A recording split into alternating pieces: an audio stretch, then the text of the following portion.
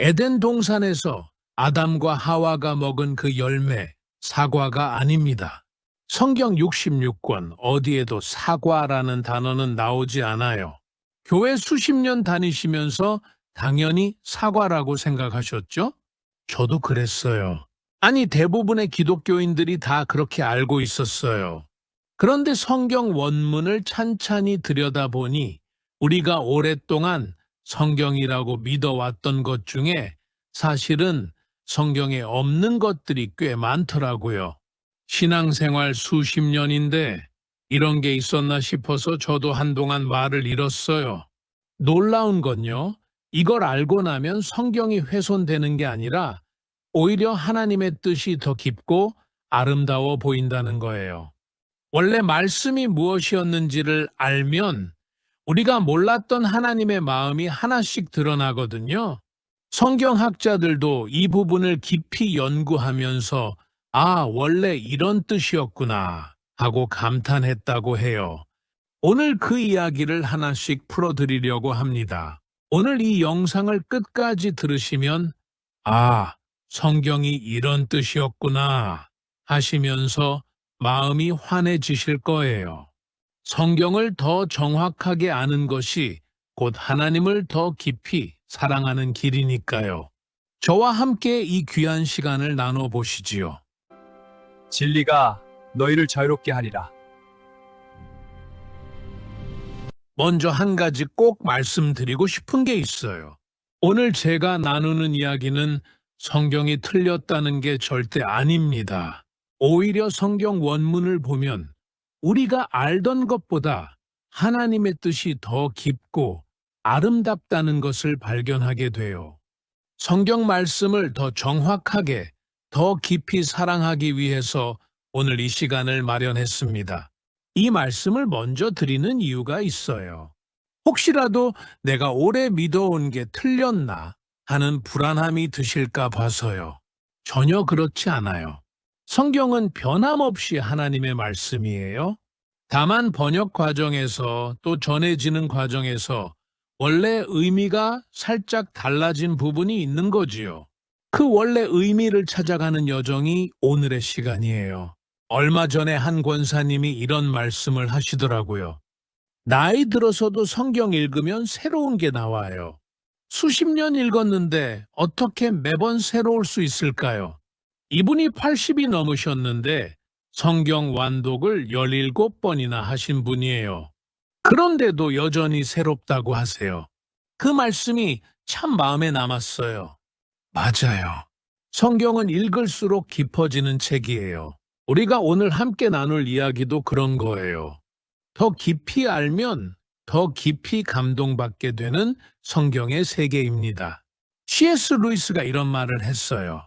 참된 기쁨은 내가 기대한 곳이 아니라 전혀 예상하지 못한 곳에서 찾아온다. 루이스 자신도 무신론자였다가 성경을 제대로 읽고 나서 믿음을 갖게 된 분이잖아요. 편견을 내려놓고 말씀을 다시 보니까 하나님이 보이셨던 거예요. 오늘 말씀도 그렇습니다. 우리가 당연하다고 여기던 것 속에서 전혀 새로운 감동을 발견하게 되실 거예요. 디모데후서 2장 15절에서 이렇게 말씀하고 계십니다. 네가 진리의 말씀을 옳게 분별하며 부끄러울 것이 없는 일꾼으로 인정된 자로 자신을 하나님 앞에 드리기를 힘쓰라. 진리의 말씀을 옳게 분별하는 것. 쉽게 말하면 성경을 정확하게 읽자는 거예요. 이것이 오늘 우리가 함께할 시간의 목적이에요. 베드로후서 1장 20절에서도 성경의 모든 예언은 사사로이 풀 것이 아니니 라고 하셨지요. 내 생각대로 읽는 게 아니라 기록된 대로 읽어야 한다는 거예요. 오늘 저는 성경에 있다고 많은 분들이 믿어왔지만 사실은 성경에 없었던 4가지 이야기를 나누겠습니다. 하나씩 알아가실 때마다 아, 그랬구나 하시면서 성경이 더 가까워지실 거예요. 함께 이 은혜로운 시간을 나눠보시지요. 첫 번째는요, 에덴 동산의 사과 이야기입니다. 우리 머릿속에 에덴 동산 하면 떠오르는 장면이 있지요. 아담과 하와가 있고 나무에 빨간 사과가 달려 있고 뱀이 유혹하는 그 장면이요. 교회 주일학교 때부터 그렇게 배웠으니까 당연히 사과라고 생각하셨을 거예요. 성탄절 연극에서도 빨간 사과를 소품으로 쓰잖아요. 기독교 영화에서도 항상 사과가 등장하고요. 그런데요, 창세기 3장 6절 말씀을 읽어 드릴게요. 여자가 그 나무를 본즉 먹음직도 하고 보암직도 하고 지혜롭게 할 만큼 탐스럽기도 한 나무인지라. 여자가 그 열매를 따먹고 자기와 함께 있는 남편에게도 주매 그도 먹은지라. 들으셨지요? 열매라고만 되어 있어요. 사과라는 단어는 어디에도 없습니다. 한 번 더 읽어 드릴게요. 여자가 그 열매를 따먹고, 열매예요. 사과가 아니에요. 히브리어 원문에서도 이 열매를 페리라고 기록하고 있는데 이건 그냥 과일 또는 열매라는 뜻이에요. 사과인지 포도인지 무화과인지 석류인지 전혀 특정하지 않았어요. 어떤 학자는 무화과였을 수도 있다고 하고 어떤 학자는 포도였을 수 있다고 해요. 하지만 정답은 아무도 몰라요. 성경이 일부러 밝히지 않으셨으니까요. 그럼 왜 우리는 사과라고 알게 되었을까요? 이 말씀을 묵상하다가 문득 떠오른 이야기가 있어요. 이솝우화의 장님과 코끼리 이야기 아시지요? 눈먼 사람들이 코끼리를 만지면서 각자 다른 부분을 잡고 코끼리는 기둥 같다, 코끼리는 부채 같다 하잖아요. 부분만 보고 전체를 안다고 생각하는 거예요. 고린도전서 13장 12절에서도 우리가 지금은 거울로 보는 것 같이 희미하나 하고 말씀하시잖아요. 부분만 보면 전체를 놓치게 돼요. 사과 이야기도 비슷해요. 4세기에 성경이 라틴어로 번역될 때 라틴어에서 악을 뜻하는 단어가 말룸마룸이에요. 그런데 사과도 라틴어로 말룸마룸이거든요. 악이라는 단어와 사과라는 단어의 철자가 비슷하다 보니 중세 유럽의 화가들이 선악과를 사과로 그리기 시작했고 그 그림이 전 세계로 퍼진 거예요. 미켈란젤로의 시스티나 성당 천장화에도 사과가 그려져 있지요. 그 그림이 너무 유명하다 보니까 전 세계가 에덴 동산의 열매는 사과라고 믿게 된 거예요. 그러니까 번역 과정에서 생긴 오해가 미술 작품을 통해 수백 년 동안 이어져 온 겁니다. 이게 왜 중요하냐면요. 하나님이 열매의 종류를 밝히지 않으신 데에는 이유가 있어요. 하나님의 관심은 열매가 무엇이었느냐가 아니라 사람이 왜 그것을 먹었느냐에 있었거든요. 무슨 과일인지는 중요하지 않아요. 하나님의 말씀을 신뢰할 것인가, 내 욕심을 따를 것인가. 그 선택이 핵심이었어요. 사과에 집중하면 놓치지만 원래 말씀을 보면 하나님의 마음이 더 선명하게 보이지 않으세요? 탈무드에 왕의 정원 이야기가 있어요. 왕이 아름다운 정원을 신하에게 맡기면서 이 정원을 잘 가꾸어라. 다만 이 나무 열매만은 따지 마라고 했대요. 정원지기는 처음에 잘 지켰어요. 그런데 날마다 그 나무 앞을 지나다니다 보니 열매가 점점 탐스러워 보이더래요. 결국 하나를 따먹었지요. 왕이 돌아와서 물었어요. 네가 정원을 잘 가꿨구나. 그런데 어째서 내가 하지 말라고 한 그 한 가지를 했느냐? 잠언 12장 11절에서 자기의 토지를 경작하는 자는 양식이 풍족하거니와 방탕한 것을 따르는 자는 지혜가 없느니라 하셨지요. 맡겨진 것을 신실하게 지키는 것. 이것이 에덴 동산의 진짜 교훈이에요. 교회에서 한 집사님이 이런 말씀을 하시더라고요.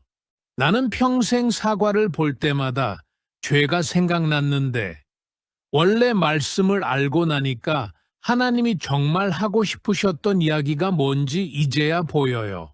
정말 그래요. 사과를 벗겨내니까 하나님의 마음이 더 또렷하게 보이는 거예요. 빨간 사과의 시선을 빼앗기면 그 뒤에 있는 하나님의 마음은 보이지 않거든요. 잠언 3장 5절에서도 너는 마음을 다하여 여호와를 신뢰하고 내 명철을 의지하지 말라 하셨잖아요. 에덴 동산에서 하나님이 원하셨던 것은 바로 이 신뢰였어요. 내 말을 믿어주겠니? 이 질문 속에 사랑이 담겨 있어요. 잠시 마음에 새기셔도 좋겠어요. 하나님은 우리에게 무슨 열매를 먹었느냐고 묻지 않으세요. 네가 왜 내 말을 신뢰하지 않았느냐고 물으세요. 그리고 그 물음 뒤에는 항상 다시 찾아오시는 사랑이 있었어요. 그런데요, 이보다 더 놀라운 게 있어요. 우리가 일상에서 정말 자주 쓰는 말 중에 성경 말씀이라고 굳게 믿는데 실제로는 성경에 없는 말이 있거든요. 이걸 아시면 정말 깜짝 놀라실 거예요. 두 번째는요, 돈은 모든 악의 근원이다 라는 말입니다. 이 말, 한 번쯤은 들어보셨죠? 교회에서도 많이 인용되고, 설교에서도 자주 나오잖아요. 성경에서도 돈이 악의 뿌리라고 했다면서요. 저도 오래도록 그렇게 알고 있었어요. 그런데 디모데전서 6장 10절 말씀을 읽어 드릴게요. 돈을 사랑함이 일만 악의 뿌리가 되나니 이것을 탐내는 자들이 미혹을 받아 믿음에서 떠나 많은 근심으로써 자기를 찔렀도다. 한 번 더 천천히 읽어 드릴게요. 돈을 사랑함이 일만 악의 뿌리가 되나니. 들으셨지요? 돈이 악의 뿌리가 아니라 돈을 사랑함, 즉 돈에 대한 집착이 문제라는 거예요. 딱 세 글자가 빠진 거예요. 돈을 사랑함이에서 돈을 사랑함이 빠지고 돈만 남은 거지요. 세 글자 차이인데 의미는 완전히 달라요. 그리스어 원어로 보면 필라르구리아라는 단어가 쓰였어요. 어려운 말이지요? 쉽게 풀어드릴게요. 이건 필로스, 사랑한다는 뜻과 아르구리온, 은이나 돈이라는 뜻이 합쳐진 말이에요. 우리말로 하면 돈을 사랑하는 마음, 쉽게 말해서 탐욕이에요. 돈 자체가 나쁜 게 아니라 돈의 마음을 빼앗기는 것이 위험하다는 뜻입니다. 이것과 비슷한 이야기가 이솝우화에 있지요. 황금알을 낳는 거위 이야기 아시죠? 매일 황금알 하나씩 낳는 거위가 있었어요. 주인은 처음에 매일 하나씩 나오는 황금알에 감사했지요. 그런데 점점 욕심이 나기 시작했어요. 뱃속에 금덩어리가 있을 거야. 결국 배를 갈랐잖아요. 당연히 금덩어리 같은 건 없었고 거위만 죽었지요. 황금알은 좋은 거였어요. 거위도 좋은 거였어요. 하지만 황금알에 대한 탐욕이 모든 것을 망가뜨린 거예요. 디모데전서 6장 10절이 정확히 이 이야기와 같은 뜻이에요. 문제는 금이 아니라 욕심이었어요. 이게 왜 중요하냐면 돈이 악이다 라고 잘못 이해하면 부에 대한 무조건적인 죄책감이 생기거든요. 어느 교회 권사님이 이런 고민을 하셨어요. 자녀들이 효도를 잘해서 노후가 넉넉한데 괜히 미안한 마음이 들어서 감사 기도를 제대로 못 하시겠다는 거예요. 교회에서 돈이 악의 근원이라고 들었으니까 내가 넉넉한 게 어딘가 잘못된 것 같았어요. 교회 가면 형편이 어려운 분들 보면 눈이 마주치기가 미안해요. 이 이야기를 듣고 마음이 참 아팠어요. 성경은 그런 말씀을 하신 적이 없거든요. 하나님이 주신 것을 감사히 받지 못하게 하는 것. 그것이야말로 잘못된 가르침이에요. 욥기 1장 1절을 보세요. 욥은 동방에서 가장 부유한 사람이었어요. 소가 500결이, 암나귀가 500마리, 양이 7,000마리, 낙타가 3,000마리. 엄청난 부자였지요.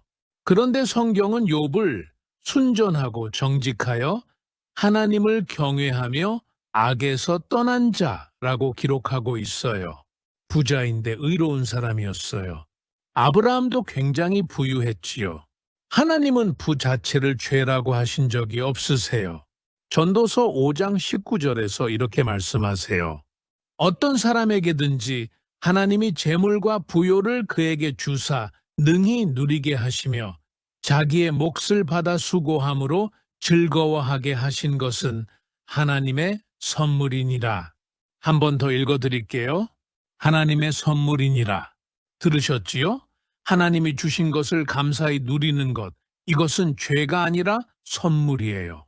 부끄러워하실 필요가 없는 거예요. 막스 루케이도의 책에서 읽은 이야기가 있는데요. 하나님의 눈으로 자기 자신을 바라볼 때 비로소 진짜 내가 보인다는 거예요. 세상의 잣대로 보면 부유함이 죄책감이 되지만 하나님의 눈으로 보면 감사의 재료가 되는 거지요. 이솝우화에서도 사슴과 그림자 이야기가 있잖아요. 사슴이 물에 비친 자기 뿔은 자랑스러워하면서 가늘은 다리는 부끄러워했대요. 그런데 사자에게 쫓길 때 자기를 구해준 건 뿔이 아니라 그 가느다란 다리였지요. 마태복음 6장 19절에서 너희를 위하여 하늘의 보물을 쌓아두라고 하셨잖아요. 진짜 가치는 세상의 눈이 아니라 하나님의 눈으로 볼 때 드러나는 거예요. 데살로니가전서 5장 18절에서 범사에 감사하라. 이것이 그리스도 예수 안에서 너희를 향하신 하나님의 뜻이니라 하셨잖아요. 범사예요. 모든 것에요. 가진 것도 못 가진 것도 넉넉함도 부족함도 다 감사의 대상이에요. 그러니까 중요한 건요. 돈이 있느냐 없느냐가 아니라 마음의 방향이에요. 돈을 주인으로 섬기느냐, 하나님을 주인으로 섬기느냐. 세 글자 차이가 신앙의 방향을 완전히 바꿔놓는 거예요. 오늘 저녁에 한번 생각해 보셔도 좋겠어요. 내가 가진 것들을 볼 때 죄책감이 먼저 드시나요? 감사가 먼저 드시나요? 하나님은 감사하라고 하셨어요. 감사하는 마음으로 받으시면 됩니다. 여기서 한 가지 더 알아야 할 게 있어요. 이걸 모르면 지금 말씀도 반쪽이 됩니다. 성경을 읽으면서 우리가 당연하다고 여겨온 장면들 중에 실제로는 성경에 기록되지 않은 것이 또 있거든요. 이번에는 크리스마스와 관련된 이야기예요. 세 번째는요, 크리스마스와 관련된 이야기입니다. 동방박사가 3명이라는 것, 그리고 요나를 삼킨 것이 고래라는 것이에요. 먼저 동방박사 이야기를 해볼게요. 크리스마스 때 교회에 가면 구유 장면을 꾸미잖아요. 아기 예수님이 계시고 마리아와 요셉이 있고 목동들이 있고 그 옆에 3명의 박사가 선물을 들고 있지요. 어릴 때부터 동방의 세 박사라는 찬송도 불렀잖아요. 한 분은 황금을 들고, 한 분은 유향을 들고, 한 분은 모략을 들고. 이미 머릿속에 그림이 그려지시지요? 그런데 마태복음 2장 1절에서 11절까지 읽어보시면요. 성경은 박사가 3명이라고 한 번도 말한 적이 없어요. 마태복음 2장 11절 말씀을 읽어드릴게요. 집에 들어가 아기와 그의 어머니 마리아가 함께 있는 것을 보고 엎드려 아기께 경배하고 보배합을 열어 황금과 유향과 모략을 예물로 드리니라. 성경에는 3가지 선물이 기록되어 있을 뿐이에요. 황금, 유향, 모략. 선물이 3개니까 사람도 3명이겠거니 추측한 것이지. 성경은 박사의 숫자를 밝히지 않았어요. 2명이었을 수도 있고, 5명이었을 수도 있고, 10명이었을 수도 있는 거예요. 또 하나 놀라운 게 있어요. 방금 읽은 말씀 첫 부분을 다시 보세요. 집에 들어가 라고 되어 있지요? 마구간이 아니라 집이에요. 박사들은 예수님이 태어나신 바로 그날 밤이 아니라 한참 후에 도착한 거예요. 학자들은 최소 몇 주에서 길게는 2년까지 걸렸을 수 있다고 해요. 마태복음 2장 16절에서 헤롯이 2살 이하의 아이들을 죽이라고 명령한 것도 이 때문이지요.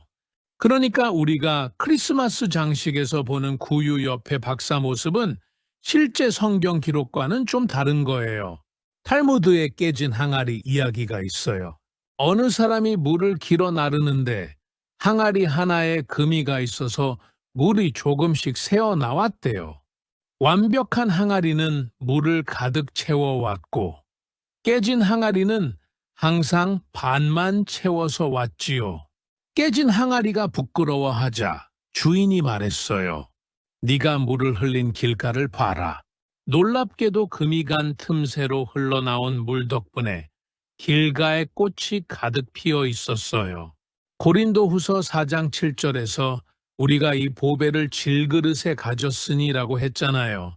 완벽하지 않아도 하나님의 뜻을 담을 수 있다는 거예요. 동방박사 이야기도 마찬가지예요. 3명이든 10명이든 핵심은 숫자가 아니에요. 먼 길을 마다하지 않고 아기 예수님을 찾아와 엎드려 경배했다는 것, 가장 귀한 것을 드렸다는 것. 이것이 성경이 전하고 싶은 이야기예요. 숫자에 집착하면 놓치지만 본문을 보면 그 경배의 마음이 더 또렷하게 빛나지요. 한 목사님이 이렇게 말씀하신 적이 있어요. 하나님은 정확한 숫자를 세시는 분이 아니라 마음의 무게를 재시는 분이다. 참 와닿는 말씀이지요. 이제 요나 이야기를 해볼게요. 요나 하면 자동으로 고래가 떠오르시죠. 주일학교 때부터 고래 뱃속에 들어갔다고 배웠으니까요. 어린이 성경책에도 항상 커다란 고래가 입을 벌리고 있잖아요. 요나 1장 17절 말씀을 읽어드릴게요. 여호와께서 이미 큰 물고기를 예비하사 요나를 삼키게 하셨으므로 요나가 밤낮 3일을 물고기 뱃속에 있으니라. 큰 물고기라고 되어 있어요. 히브리어 원문으로는 다그가돌이에요. 쉽게 말하면 큰 물고기라는 뜻이에요. 고래라고 특정한 적이 없어요. 고래일 수도 있고 상어일 수도 있고 다른 거대한 바다 생물일 수도 있는 거예요. 성경은 물고기 종류에 관심이 없었어요. 마태복음 12장 40절에서 예수님도 이 이야기를 인용하시면서 그리스어로 케토스라는 단어를 쓰셨는데 이것도 거대한 해양 생물이라는 뜻이지 고래라는 뜻이 아니에요. 이것과 관련해서 어느 분이 고래냐 물고기냐가 왜 중요해요? 라고 물으신 적이 있어요. 참 좋은 질문이지요. 사실 중요한 건 물고기 종류가 아니거든요. 요나 1장 17절을 다시 보세요. 여호와께서 이미 큰 물고기를 예비하사. 여기서 핵심은 예비하셨다는 거예요. 하나님이 미리 준비해 놓으신 거예요. 요나가 하나님 말씀을 거부하고 다시스로 도망쳤을 때 하나님은 이미 구원의 방법을 마련해 놓으셨던 거예요. 고래냐 물고기냐에 눈이 가면 이 놀라운 사실을 놓쳐버리거든요. 이솝우화의 사자와 생쥐 이야기 아시지요? 사자가 낮잠을 자는데 작은 생쥐가 위를 지나갔어요. 사자가 잡았더니 생쥐가 살려주시면 언젠가 은혜를 갚겠습니다 라고 했지요. 사자가 웃으면서 놓아주었는데 나중에 사자가 그물에 걸렸을 때 그 작은 생쥐가 와서 그물을 갉아 구해줬잖아요. 고린도전서 12장 22절에서 더 약하게 보이는 지체가 도리어 요긴하니? 라고 하셨지요. 하나님은 우리가 예상하지 못한 방법으로 일하시는 분이에요. 거대한 고래가 아니어도 돼요. 하나님이 예비하셨으면 그것으로 충분한 거예요. 시편 139편 7절에서 8절 말씀을 읽어드릴게요. 내가 주의 영을 떠나 어디로 가며 주의 앞에서 어디로 피하리이까? 내가 하늘에 올라갈지라도 거기 계시며 세우올에 내 자리를 펼지라도 거기 계시니이다. 요나가 도망쳤어도 하나님은 거기 계셨어요. 바다 한가운데, 폭풍 속에서도, 물고기 뱃속 깊은 어둠 속에서도 하나님은 요나를 포기하지 않으셨어요. 이것이 진짜 이야기예요. 고래가 중요한 게 아니라 도망치는 자녀를 끝까지 쫓아오시는 하나님의 사랑이 중요한 거예요. 오늘 혹시 하나님에게서 멀어졌다고 느끼시는 분이 계시다면 이 말씀을 마음에 담으시면 좋겠어요. 하나님은 벌써 여러분을 위해 길을 예비해 놓으셨을지 모릅니다. 하늘 끝이든 바다 밑이든 하나님은 여러분과 함께 계시니까요. 다음에 나누는 말씀은 제가 가장 오래 묵상한 부분이에요. 그리고 오늘 가장 위로가 되실 이야기이기도 합니다. 마지막입니다. 그리고 이 말씀이 가장 귀합니다. 네 번째는요, 이 또한 지나가리라. 와, 하나님은 스스로 돕는 자를 돕는다 라는 말입니다. 이 두 가지 모두 성경에 없어요. 먼저 이 또한 지나가리라부터 이야기해 볼게요. 힘드실 때 이 말이 위로가 되셨던 분 많으시지요? 성경에도 이 또한 지나가리라 했잖아 하시면서요. 병원에서 나쁜 소식을 들었을 때, 자녀 때문에 마음이 아플 때, 경제적으로 어려울 때, 이 말 한마디가 버팀목이 되셨던 분들이 계실 거예요. 그런데 성경 66권 어디에도 이 문구는 없어요. 이 말은 원래 고대 영어 시에서 유래했고 솔로몬 왕의 반지라는 전설 이야기에서 널리 퍼진 거예요. 탈무드에 이와 비슷한 이야기가 나오지요. 왕의 반지 이야기가 있어요. 어느 왕이 현자에게 말합니다. 기쁠 때 겸손하게 하고 슬플 때 위로가 되는 반지를 하나 만들어 오라. 현자가 고민을 많이 했대요. 기쁨과 슬픔을 동시에 다스리는 물건이 어디 있겠어요? 그런데 한참을 궁리하다가 작은 반지 하나를 가져왔는데 거기에 이렇게 새겨져 있었어요. 이 또한 지나가리라. 왕이 기뻤을 때 이 글을 보면 겸손해지고 슬펐을 때 이 글을 보면 위로가 되었다지요. 전도서 3장 1절에서 천하의 범사가 기한이 있고 모든 목적이 이룰 때가 있나니 라고 했잖아요.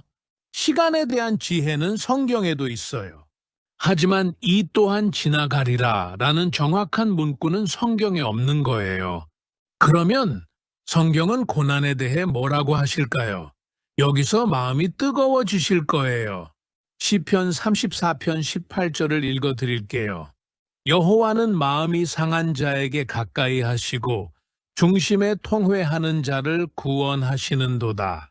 한 번 더 천천히 읽어 드리겠습니다. 마음이 상한 자에게 가까이 하시고 이 또한 지나가리라는 시간이 해결해 줄 거라는 말이지요. 힘든 일이 지나가면 괜찮아질 거라는 위로예요. 나쁘지 않은 말이에요. 그런데 성경은 다른 이야기를 해요. 시간이 지나가는 게 아니라 하나님이 가까이 오신다는 거예요. 고난이 지나가기를 멀리서 기다리는 게 아니라 고난 한복판에 하나님이 걸어 들어오신다는 거예요. 이게 훨씬 더 깊은 위로 아닌가요? 코리텐 붐이라는 분을 아시나요? 제2차 세계대전 때 유대인을 숨겨주다가 나치 수용소에 갇혔던 네덜란드 여성이에요. 언니 배 씨는 수용소에서 돌아가셨어요. 상상할 수 없는 고통을 겪으셨지요. 그런데 이분이 나중에 이렇게 고백하셨어요. 아무리 깊은 어둠 속에서도 하나님의 사랑은 그보다 더 깊었습니다. 수용소 안에서 이를 갉아먹는 벼룩이 들끓는 침상 위에서도 하나님이 함께 계셨다는 거예요. 나중에 알고 보니 그 벼룩 때문에 경비병들이 막사에 들어오지 않아서 자유롭게 성경을 읽을 수 있었다고 해요. 이 또한 지나가리라가 아니라 이 고통 속에서도 하나님이 함께 계시고 그 고통마저 은혜로 바꾸신다. 이것이 성경의 진짜 위로예요. 이사야 43장 2절 말씀을 읽어드릴게요. 네가 물 가운데로 지날 때에 내가 너와 함께 할 것이라. 강을 건널 때에 물이 너를 침몰하지 못할 것이며 네가 불 가운데로 지날 때에 타지도 아니할 것이요 불꽃이 너를 사르지도 못하리니.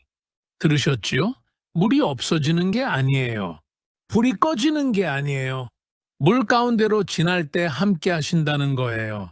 불 가운데서도 함께 걸어가신다는 거예요. 고난이 사라지는 것이 아니라 고난 속에서 하나님이 함께 하시는 것. 이것이 성경이 말하는 위로입니다. 이제 오늘의 마지막 이야기입니다.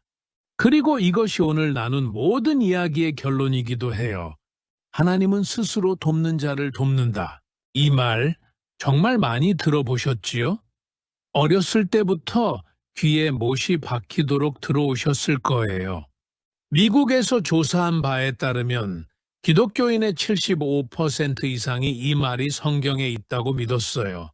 심지어 10계명 하나를 말해보라는 질문에 하나님은 스스로 돕는 자를 돕는다 라고 답한 분도 있었대요. 그만큼 깊이 뿌리 박힌 말이에요. 하지만 이 말은 성경 어디에도 없습니다. 이 말의 출처는 이솝 우화예요. 헤라클레스와 수레꾼이라는 이야기에서 나왔어요. 수레가 진흙탕에 빠졌는데 수레꾼이 가만히 앉아서 신에게만 도와주세요 하고 기도했더니 헤라클레스가 나타나서 먼저 네가 어깨를 대고 바퀴를 밀어봐 라고 했다는 거예요. 후에 벤자민 프랭클린이 1757년에 이 말을 대중적으로 퍼뜨렸어요. 이 말이 왜 위험한지 아시나요? 이 말대로라면 하나님의 도움의 조건이 붙는 거예요. 내가 먼저 노력해야 하나님이 도와주시고 내가 노력하지 않으면 하나님이 외면하시는 거지요. 어느 신학자가 이런 표현을 썼어요. 이 공식대로라면 하나님이 자판기가 되시는 겁니다. 동전을 넣어야 음료가 나오듯이 내가 뭔가를 해야 은혜가 나오는 거예요. 하지만 그건 은혜가 아니잖아요. 그건 거래지요. 물론 성경의 근면과 성실을 권하는 말씀이 있어요. 잠언 13장 4절에서 부지런한 자의 마음은 풍족하여지느니라 하셨고 골로사에서 3장 23절에서 무슨 일을 하든지 마음을 다하여 죽게 하듯 하라 하셨지요. 노력이 나쁜 게 아니에요. 그런데 그 노력이 하나님의 사랑을 받기 위한 조건이 되면 그건 복음이 아니라 율법이 돼요. 조지 뮬러라는 분이 계시지요. 19세기 영국에서 10,000명이 넘는 고아들을 돌보셨던 분이에요. 이분은 평생 한 번도 공개적으로 후원을 요청한 적이 없어요. 오직 기도만 했어요. 어느 날 아침 300명의 아이들이 먹을 빵이 한 조각도 없었어요. 뮬러는 빈 식탁 앞에 아이들을 앉히고 감사 기도를 드렸어요. 하나님, 오늘의 양식을 주셔서 감사합니다. 스스로 도울 수 있는 게 아무것도 없는 상황이었지요. 그런데 기도를 마치자마자 빵가게 주인이 문을 두드렸어요. 새벽에 빵을 너무 많이 구워서 나눠주러 왔다는 거예요. 그리고 바로 뒤이어 우유 배달 마차가 고아원 앞에서 바퀴가 부러져서 우유가 상하기 전에 아이들에게 나눠주겠다고 했대요. 스스로를 도울 수 없을 때 하나님이 먼저 손을 내미신 거예요. 성경이 진짜로 말하는 것은 정반대예요. 로마서 5장 6절 말씀을 읽어드릴게요. 우리가 아직 연약할 때에 기약대로 그리스도께서 경건하지 않은 자를 위하여 죽으셨도다. 한 번 더 천천히 읽어드리겠습니다. 우리가 아직 연약할 때에, 우리가 강할 때가 아니에요. 우리가 스스로를 도울 수 있을 때가 아니에요. 우리가 자격이 있을 때가 아니에요. 우리가 아직 연약할 때, 우리가 아직 죄인이었을 때 그리스도께서 먼저 죽으셨어요. 이것이 은혜입니다. 에베소서 2장 8절에서 9절 말씀도 읽어드릴게요. 너희는 그 은혜에 의하여 믿음으로 말미암아 구원을 받았으니 이것은 너희에게서 난 것이 아니요 하나님의 선물이라. 행위에서 난 것이 아니니 이는 누구든지 자랑하지 못하게 함이라. 들으셨지요? 너희에게서 난 것이 아니요 하나님의 선물이라. 행위에서 난 것이 아니라 내가 뭔가를 해서 받는 게 아니에요. 선물이에요. 조건이 없는 거예요. 이사야 25장 4절에서도 이렇게 말씀하세요. 주는 힘없는 자의 요새시며 공웅한 자의 환난 중에 요새시며 폭풍 중에 피난처시며 더위를 피하는 그늘이시니 스스로 돕는 자의 요새가 아니에요. 힘없는 자의 요새예요. 공웅한 자의 요새예요. 30년 넘게 새벽 기도를 하신 한 사모님의 이야기가 있어요. 이분이 말년에 중풍이 오셔서 거동이 어려우셨대요. 새벽 기도는커녕 화장실도 혼자 못 가시는 상황이 된 거지요. 평생 봉사하고 전도하고 새벽 기도 빠진 적이 없으셨는데 갑자기 아무것도 할 수 없게 되신 거예요. 어느 날 이분이 눈물을 흘리시면서 이렇게 기도하셨대요. 하나님, 저는 이제 아무것도 할 수가 없습니다. 새벽 기도도 못 가고 성경도 못 읽고 봉사도 못 합니다. 하나님, 저는 이제 쓸모없는 사람입니다. 그런데 그 순간 마음 깊은 곳에서 따뜻한 음성이 들리셨대요. 내가 너를 사랑하는 것은 네가 무엇을 해서가 아니라 네가 내 자녀이기 때문이다. 그날 이분이 평생 처음으로 은혜의 진짜 의미를 깨달으셨대요. 아무것도 할 수 없을 때, 조건이 다 사라졌을 때 하나님의 사랑이 가장 선명하게 느껴졌다고요. 그 이야기를 전해 듣는데 저도 눈물이 났어요. 요한복음 15장 5절에서 예수님이 말씀하셨어요. 나를 떠나서는 너희가 아무것도 할 수 없음이라. 맞아요. 우리는 스스로를 도울 수 없는 존재예요. 하지만 그게 부끄러운 것이 아니에요. 그것이 바로 은혜의 문이 열리는 조건이거든요. 내가 강해서 사랑받는 게 아니라 내가 약해도 사랑받는 것. 이것이 세상의 종교와 예수님의 복음이 다른 점이에요. 하나님은 스스로 돕는 자를 돕는 분이 아니세요. 하나님은 스스로를 도울 수 없는 자를 돕는 분이세요. 이것이 이솝 우화와 성경의 차이예요. 이것이 세상의 논리와 복음의 차이예요. 이것이 오늘 우리가 발견한 가장 귀한 진실입니다. 오늘 네 가지를 함께 나눴습니다. 에덴 동산의 열매는 사과가 아니었어요. 하나님의 관심은 열매의 종류가 아니라 우리 마음의 선택에 있었지요. 돈은 모든 악의 근원이 아니라 돈을 사랑하는 마음이 문제였어요. 세 글자 차이가 신앙의 방향을 바꿔놓더라고요. 동방 박사는 세 명이라고 기록된 적이 없고 요나를 삼킨 것은 고래가 아니라 하나님이 예비하신 큰 물고기였어요. 숫자와 종류 너머에 하나님의 더 깊은 마음이 있었지요.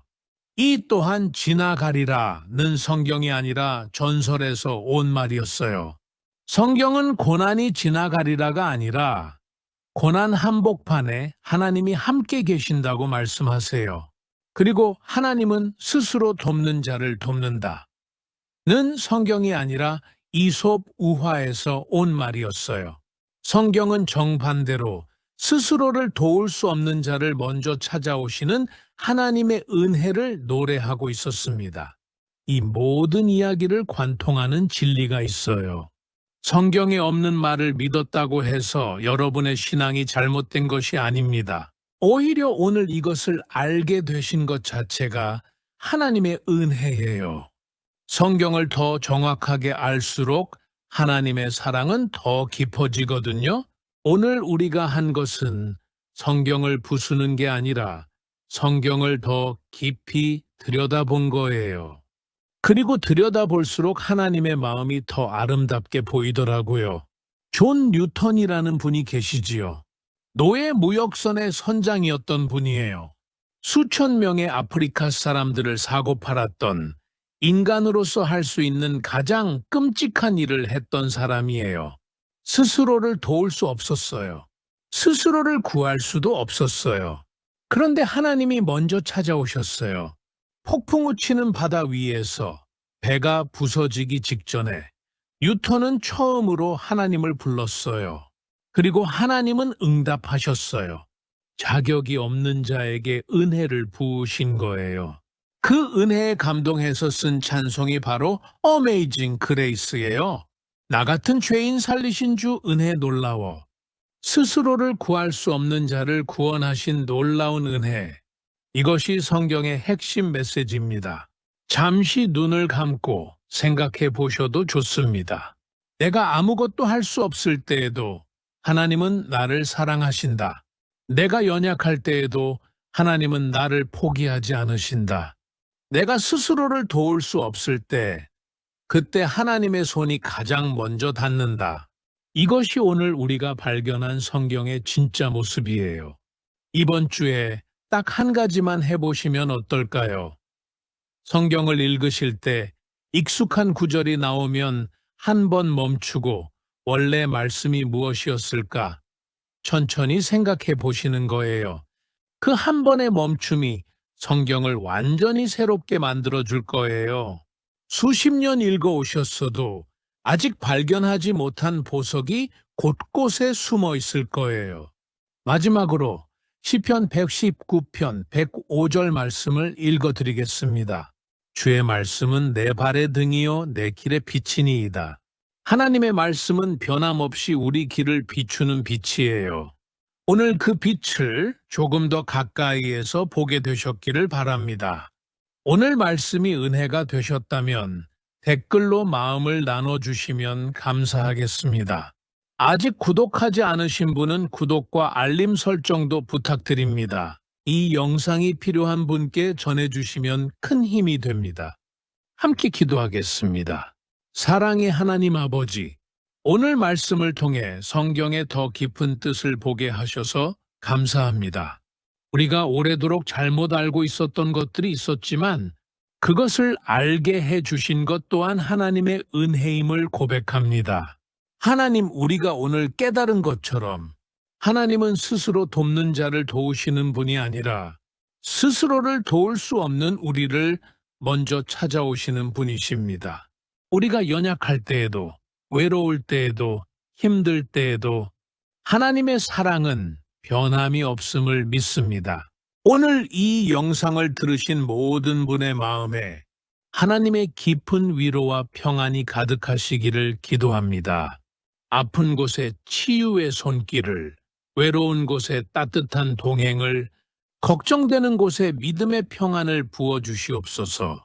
성경 말씀을 더 깊이 사랑하고 더 정확하게 알아가는 기쁨이 날마다 새로워지기를 기도합니다.